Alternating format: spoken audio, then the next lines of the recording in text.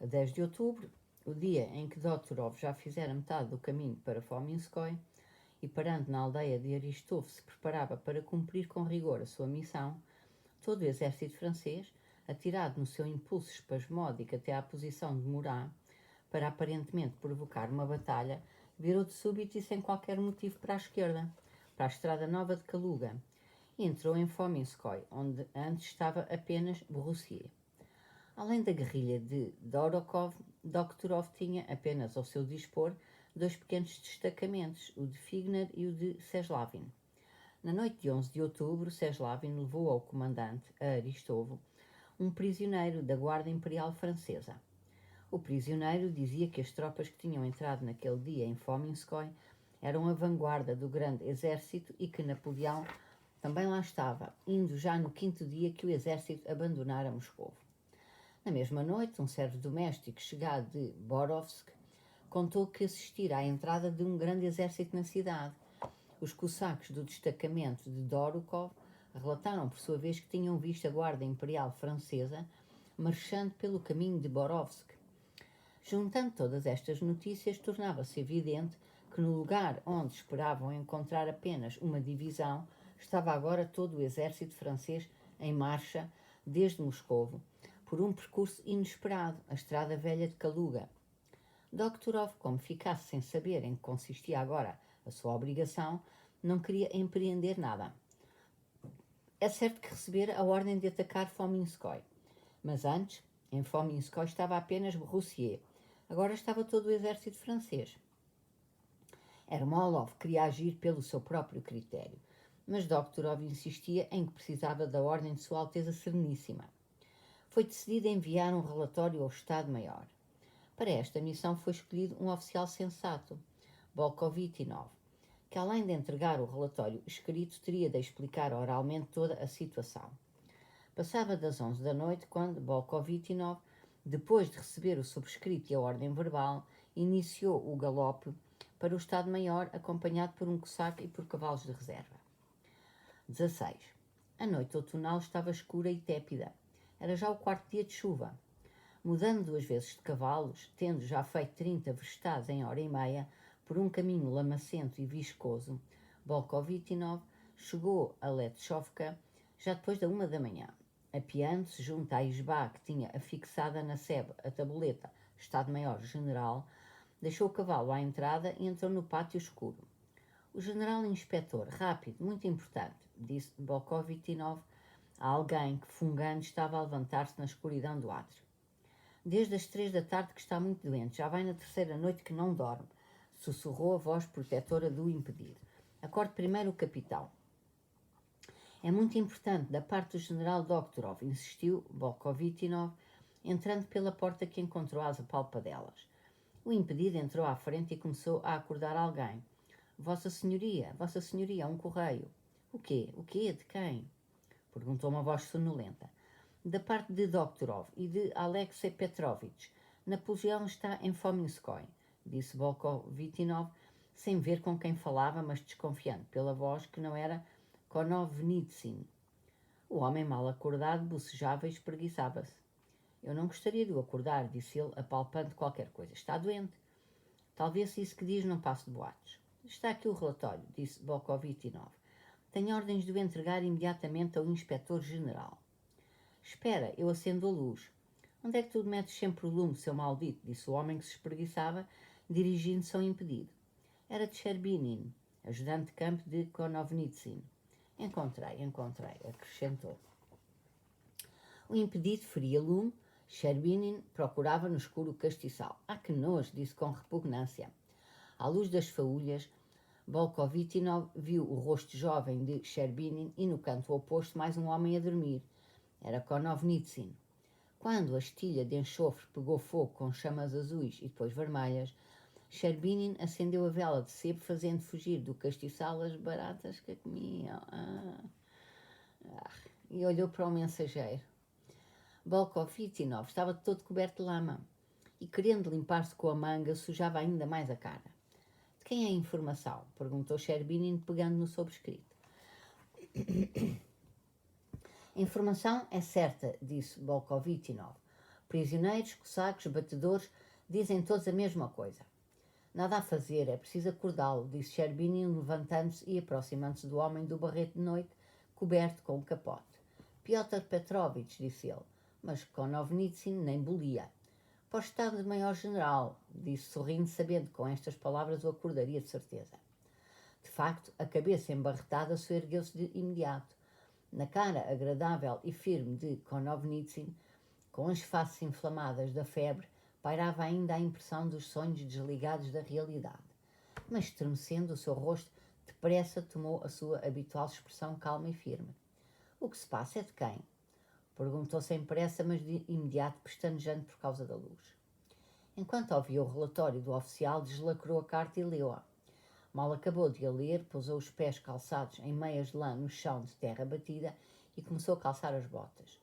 Depois tirou o barrete e, alisando o cabelo nas têmporas, pôs o boné. Vieste na mecha? Vamos ver Sua Alteza Sereníssima.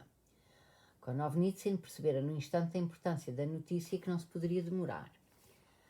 Não se interrogava se era uma boa ou má notícia, nem pensava nisso, não lhe interessava. Não encarava a atividade militar como exercício de raciocínio, como coisa de intelecto, mas como qualquer outra coisa. Trazia na alma a convicção profunda de que estaria tudo bem, mas também de que não se devia acreditar em tudo e ainda menos falar disso, que era apenas necessário cumprir as obrigações. E ele cumpria-as, aplicando nisso todas as suas forças. Piotr Petrovich Konovnitsyn, tal como Doktorov, é integrado como que, por delicadeza, na lista dos chamados heróis do ano de 1812. Os Barclay de Tolly, os Raevski, os Ermolov, os Platov, os Miloradovich, tal como Doktorov. Tinha a reputação de homem de capacidade de erudição muito limitadas e, tal como Doktorov, Konovnitsyn nunca elaborava projetos de batalha, mas estava sempre nos lugares mais difíceis. Dormia sempre com as portas abertas desde que fora nomeado general-inspetor do Estado-Maior, dando ordens para que qualquer mensageiro o pudesse acordar.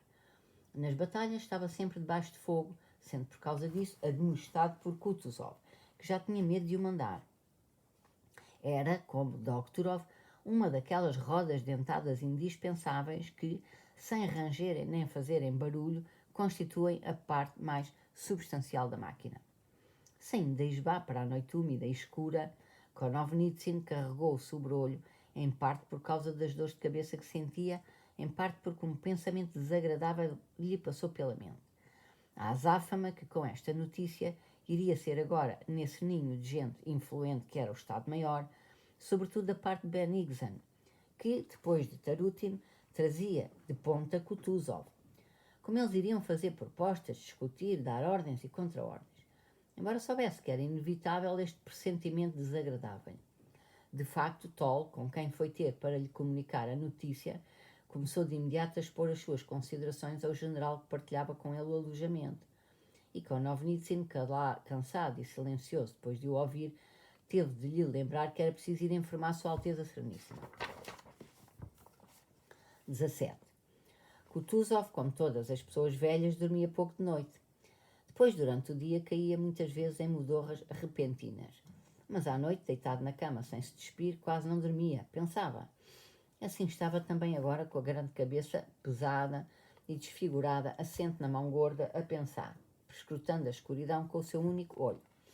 Desde que Bennigsen, que estava em correspondência com o imperador e era a força maioritária no Estado-Maior, começou a evitá-lo, Kutuzov estava mais sossegado, no sentido de que não o obrigariam de novo a mandar os exércitos para operações ofensivas inúteis. A lição da batalha de Tarutin e o que acontecera na véspera, embora fosse uma memória dolorosa para Kutuzov, também devia ter a sua influência, pensava ele. Tem de compreender que, se agirmos ofensivamente, só perdemos com isso. A paciência e o tempo são estes os meus guerreiros heróicos, entendia Kutuzov. Sabia que não se podia colher a maçã enquanto estava verde. Ela cairá por si quando amadurecer, mas se a colhemos verde, estragamos a maçã. A árvore e nós próprios ficaremos com os dentes embutados. Caçador experiente, ele sabia que a presa estava ferida, de um ferimento que toda a força russa fora capaz de lhe causar. Mas se essa ferida era mortal ou não, isso era uma questão que continuava por esclarecer. Agora, depois do envio por Napoleão dos seus parlamentários Lauriston e Berthemy e dos relatórios dos guerrilheiros, Kutuzov tinha quase a certeza de que a ferida era mortal. Mas precisava ainda de mais provas, precisava de esperar. Precisam de ir a correr para verem como mataram a presa. Esperai, logo vereis, manobras, ataques, pensava ele, para quê? Querem distinguir-se, como se houvesse alguma coisa de divertido no combate. São como crianças, com quem também não se consegue nada no momento decisivo, porque todas querem provar que sabem lutar. Não é isso que interessa agora. E que manobras hábeis eles me propõem todos. Julgam que, inventando 2 ou 3 casualidades, lembrou-se do plano geral oriundo de Petersburgo, já as inventaram todas. Mas o número de todas as casualidades é incalculável. A questão irresoluta de saber se a ferida causada aos franceses na Batalha de Borodin era ou não mortal pendia sobre a cabeça de Kutuzov havia já um mês. Por um lado, os franceses ocuparam Moscou. Por outro, Kutuzov sentia, sem a sombra de dúvida, com todo o seu ser, que o golpe que ele e todos os russos, com todas as suas forças, assestaram na presa, tinha de ser mortal. Em qualquer caso, eram necessárias as provas, e havia um mês que estava à espera delas, e quanto mais tempo passava, mais impaciente ficava. Deitado na cama, nas suas noites de insônia, fazia o mesmo que esses moços, o mesmo porque os criticava. Inventava todas as casualidades possíveis em que se exprimisse a aniquilação já certa de Napoleão. Inventava tais casualidades da mesma forma que a juventude, com a única diferença de que não se baseava nas suposições dos jovens e não via 2 ou 3 casualidades nas milhares delas. Quanto mais pensava, mais lhe fugiam. Fantasiava todo o género de percursos do exército napoleónico, todo junto ou em parte. Contra Petersburgo, contra ele, Kutuzov, ou envolvendo. Imaginava também a casualidade, que temia mais do que tudo, de Napoleão se servir da mesma arma que ele, ou seja, ficar em Moscou à espera. Kutuzov imaginava, inclusivamente, o movimento do exército napoleónico para trás, na direção de Medin e Yukhnov. Mas a única coisa que não podia prever era o que de facto ocorreu. Esses pulos loucos e espamódicos do exército de Napoleão, nos 11 dias que se seguiram à sua saída de Moscovo, o que tornou possível uma coisa em que, até então, Kutuzov não se atrevera ainda a sonhar: a destruição completa do exército francês.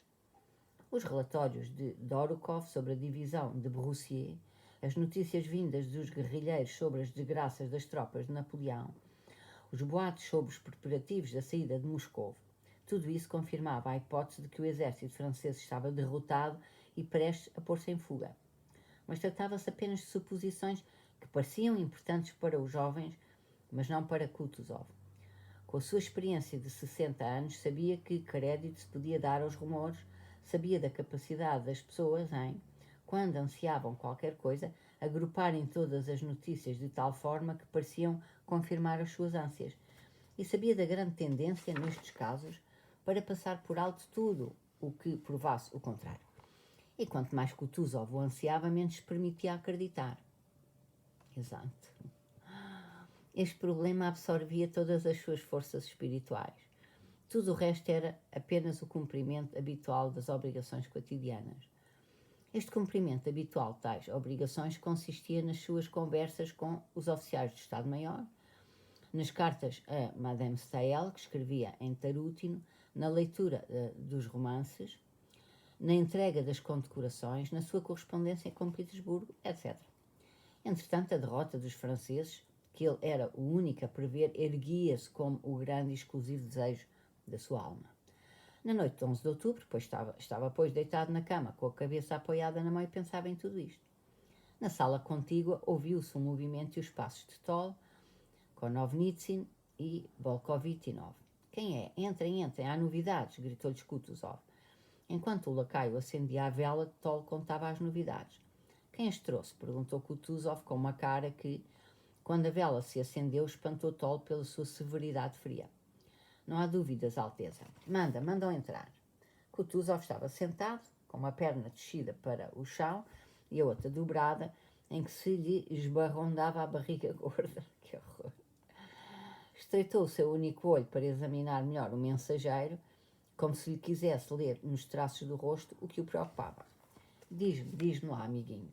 disse a Bolkovitchinov, na sua voz baixinha e senil, fechando a camisa que se lhe abria no peito. Anda cá para mais perto, que notícias me trazes? Diz.